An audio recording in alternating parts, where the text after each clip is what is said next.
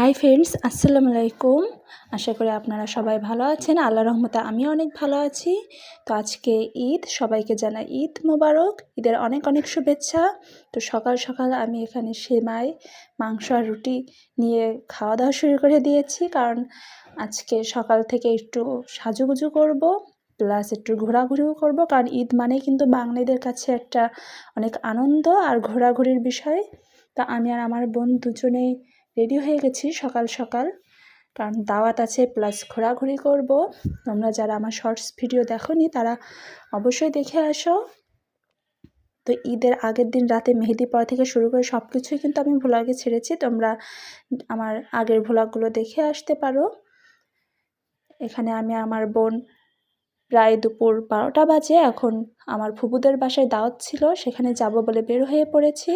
আসলে একটু পাশেই বাসাটা, বেশি একটা দূর নয়, 5 মিনিট লাগে যেতে। তো ভ্যানে করেই যাব, দুজন মিলে বেরিয়েছি, ভ্যানে উঠে পড়েছি। এবার যাব ফুপুদের বাসায়।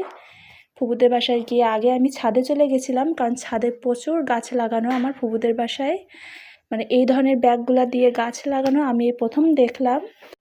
আসলে ছাদ বাগান কিন্তু আমার নিজেরই খুব ভালো লাগে, কারণ আমার বাসায়ও আছে।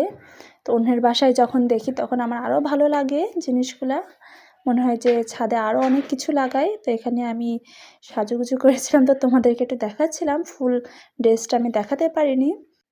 আমি এখানে আপুদের রুমে এসে একটু বসেছিলাম, কারণ খুবই টায়ার্ড লাগছিল। আপুদের বাসা কিন্তু সত্যি অনেক সুন্দর, তোমরা দেখে বুঝতে পারছো। তো এখানে ফাইনালি বাসায় চলে আসছি, আমার ছোটো বোন আজ খালার বাসায় গেছে। তো বাসায় এসে কি করব, বাসায় এসে রিল্যাক্স বেশ।